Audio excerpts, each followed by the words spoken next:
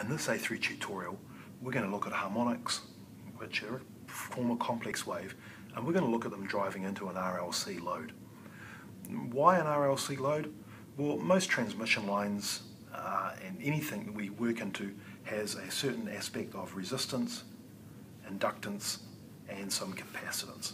So an RLC load is a very realistic load, and having harmonics is quite a realistic thing. So this is a realistic situation where we're faced with a complex wave and a non-resistive load. One thing I will do though is I'm going to use the example here that we went through and looked at in the previous tutorial. I've got a fundamental wave which we call F1 of 50 Hertz. It has a peak voltage of 325 volts, which works out to be an RMS voltage of 230 volts. We're going to have a second harmonic here, and here it is here. Here's our fundamental. Here's our second harmonic. The second harmonic is by definition twice the frequency of the fundamental, and we've decided to give it a voltage of 135 volts peak, which is 100 volts RMS. The resultant wave is this one through here, and this is what we would see on the oscilloscope if we looked at this in the time domain. Our complex wave here is made up of our fundamental wave and various harmonics, and we get that in the time domain. In the frequency domain, it would look like this. For this particular tutorial, I'm going to add one thing to this. I'm going to add some DC, okay? And I'm going to say that we have a bit of a DC in there. It's actually, I'm going to put quite a lot in. I'm going to put 75 volts of DC in here. And how does this change these? Well, for a start, DC is obviously F equals 0 Hertz, so we can put it down here at 0. And we would draw that in here. There's another one there like that, DC, 75 volts. In this diagram here, we would put our DC through here somewhere, and it would have the result of, when we went through and did all this addition, we would need to factor in the DC, so our entire waveform gets shifted by the magnitude of our DC. Basically, it's a shift in the y direction on our plot. So, in order to go through and do this, we need to think of some values that we're going to drive this complex wave into here.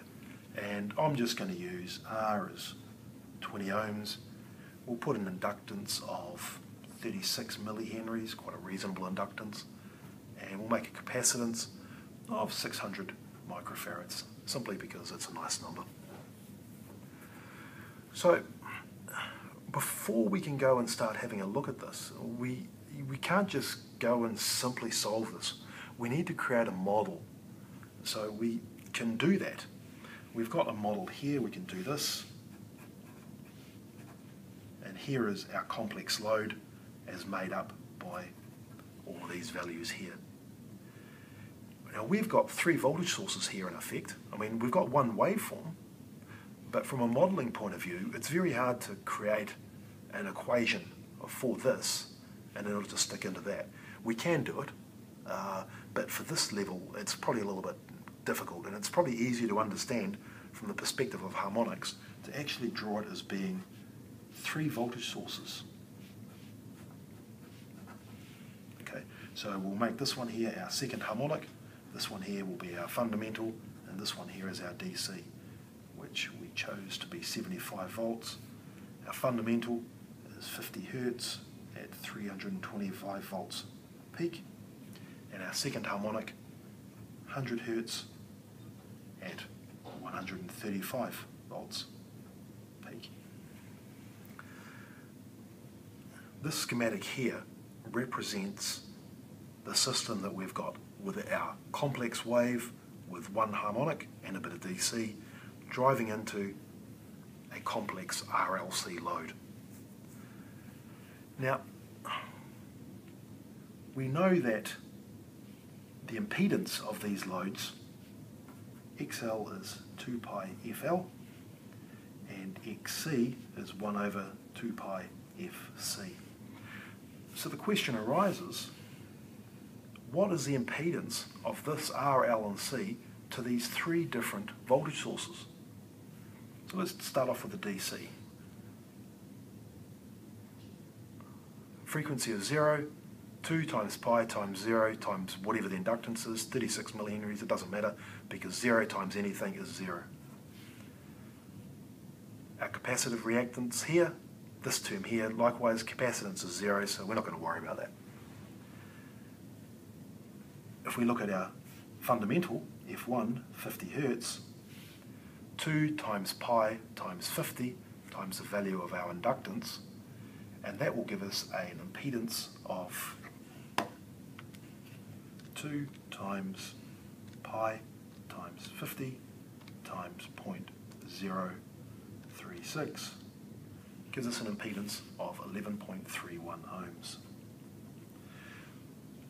This RLC looks like an impedance of 11 ohms to this voltage source here, ignoring these other ones at this stage.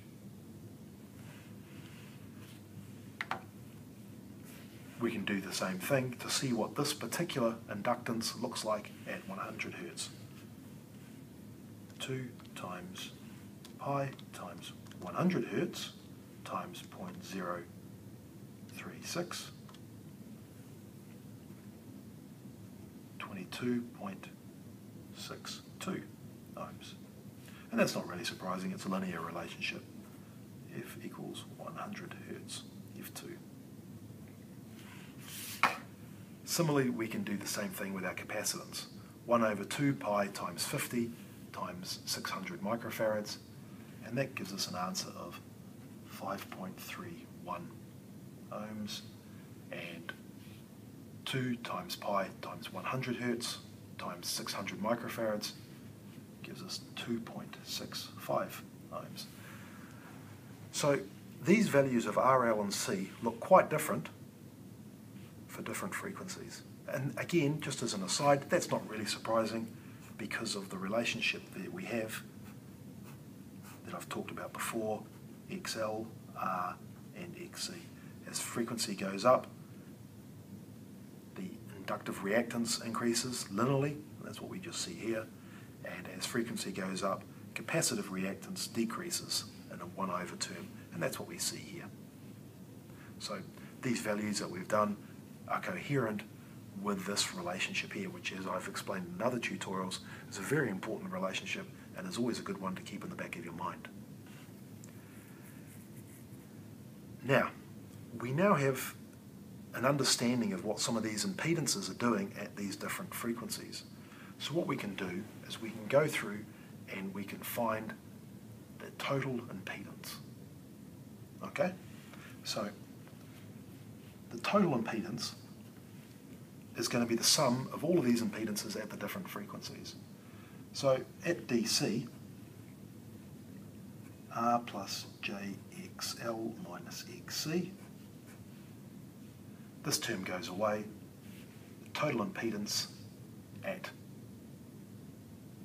0 Hertz is simply the resistance, which equals R, which equals 20 at an angle of 0.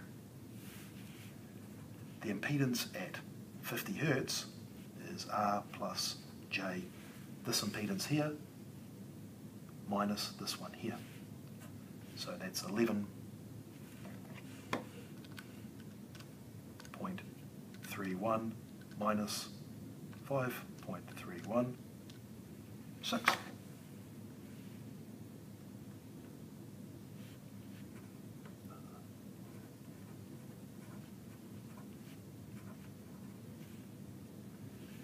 We can put the values in if you want to. Here we are, 20 and 11.31 minus 5.31.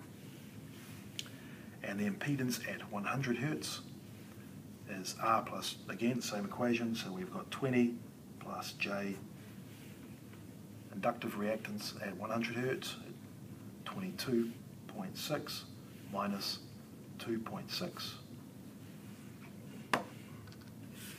Just close enough to 20 plus J, 20 ohms. So we now know our total impedances at our different frequencies. At DC, this thing looks like a pure 20 ohm resistance. At 50 Hertz, it's 20 plus J6, and at 100 Hertz, it's 20 plus J20. Now we can do the rectangular polar conversions on this because we're going to need them in a minute, and that works out to be obviously 20 at 0 because I've already done it. This one here works out to be 20.88 at an angle of 16.71, and this one here works out to be 28.26 at an angle of 44.95. That's not surprising. We would expect to see an angle of, if this value here is the same as this value here, this angle will be 45 degrees, and that's what we're seeing, 20 plus J20, 45 degrees. So again, as we're doing our calculations, thinking about what we're doing, making sure everything works okay. Right, we have now found our impedances. It's probably time to find our currents. So in order to do that, we know that I is V over Z. Our voltages, here we are up here, 75 at 230, well, that's the same as saying 230 at an angle of 0, and this one here is 100 at an angle of 0. We can see here that there's no phase shifting going on, everything starts off at the 0 point, so these angles are appropriate. So we can find out the voltage, the current, sorry, of our DC, and the current from our DC is the voltage of our DC over our impedance at DC, which we've established as being 75 over 20,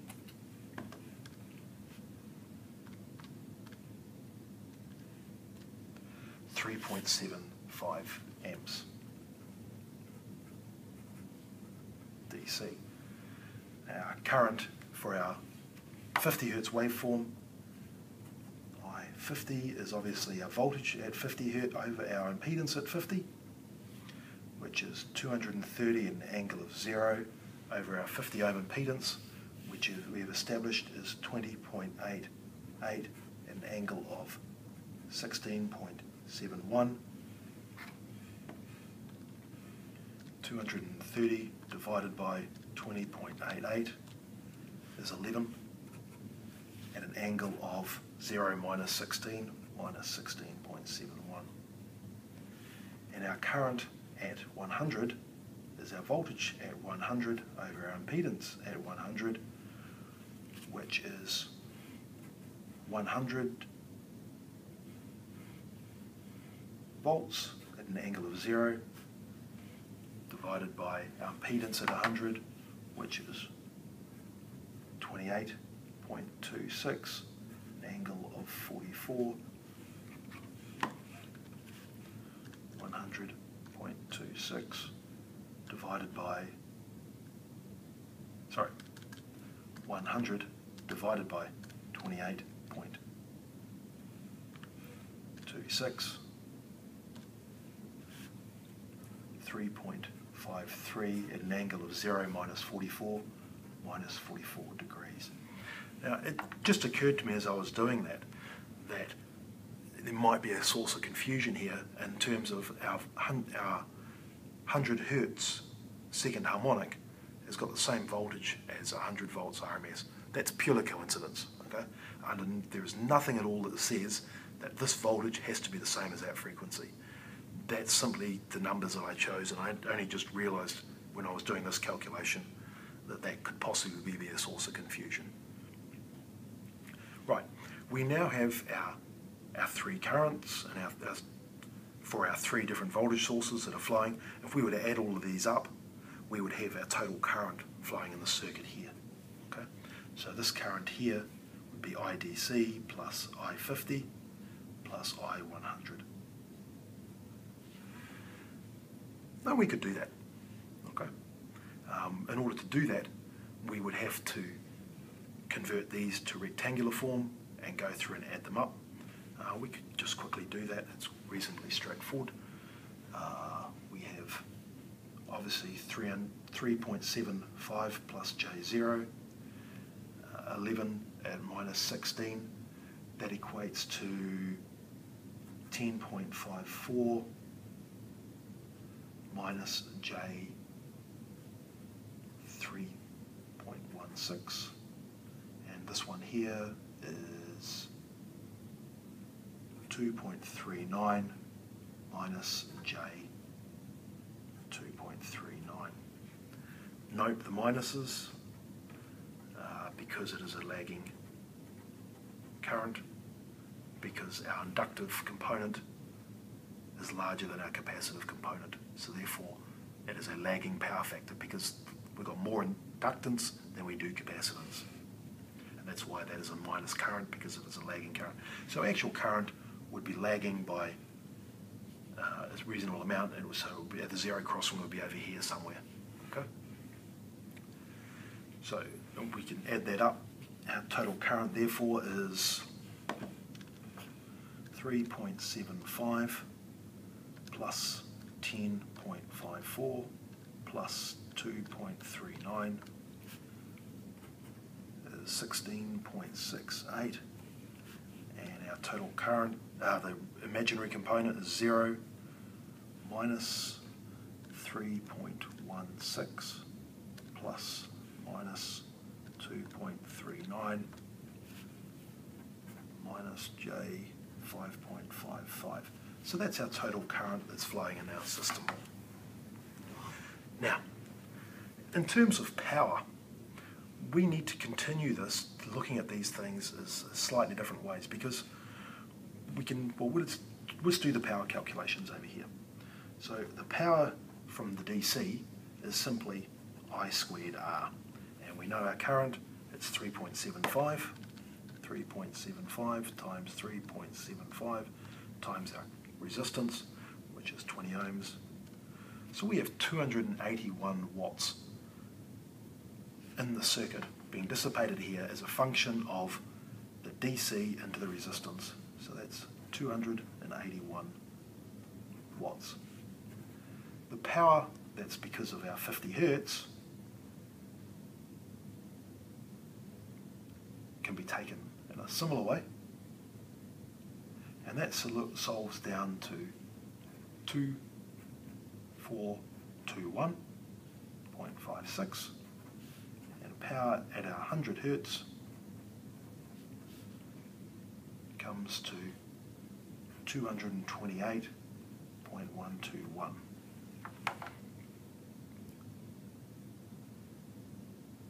To find S equals VI, voltage times the current from our DC gives us an answer of 281. S in our 50, which is our magnitude of our voltage times our current for our 50, will give us 2528.3, and our S of our 100 gives us 322.3.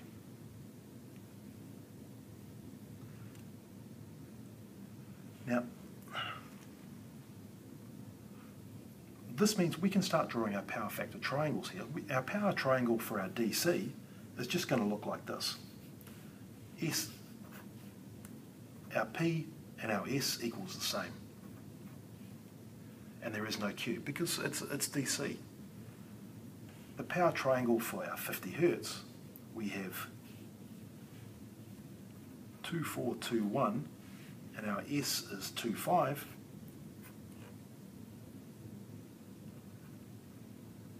And so we can solve this. We know this and this. We can therefore find the value of Q simply by using our Pythagoras theorem and our triangle rules, and that equals 727. And our power triangle for our 100, we've got 228 here, we've got 322 here, and again we can solve using our rules, and we can get a total Q of being 227 at 100. And again, this makes sense. This number is the same as this number. This angle here we've already established is 44 degrees. Our impedances here are the same in the real and the reactive component. These numbers are the same. That's 45 degrees. So that's all making sense. Now, what gets interesting here is when we do the total power triangle. So our P from our DC is here, and we've established that that is 281 PDC. We have the P from our 50 Hz fundamental, and we've calculated that as being 2421, and then we have our P from our 100 Hz second harmonic, and we've established that that is 228.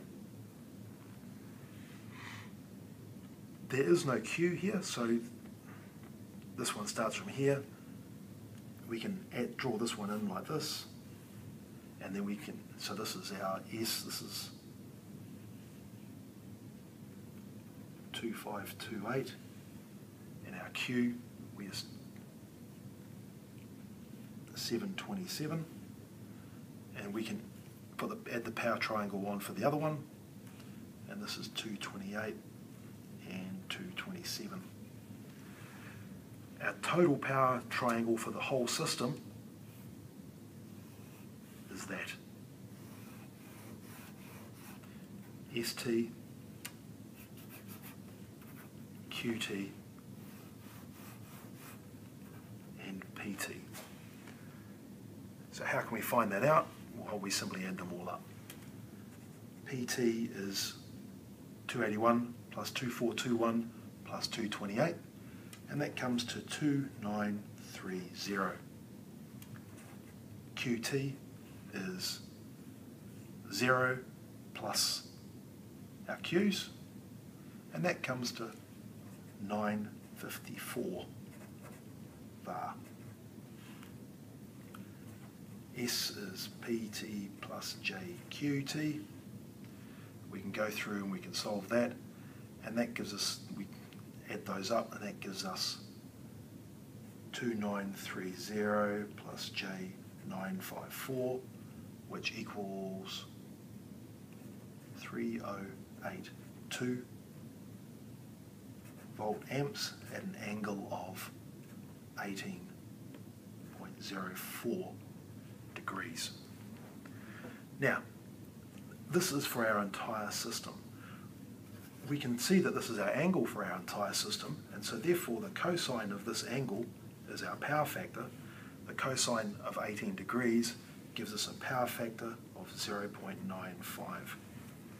What's interesting to note here is that this value of 18 is not this value, which is obviously 0, it's not this value, and it's not this value.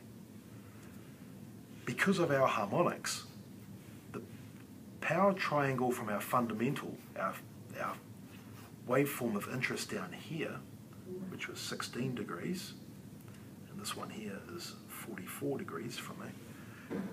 The 44 degrees and the Q that comes from our second harmonic has caused the power factor of our whole system to become worse. It has increased the angle, and our power factor is 0.95.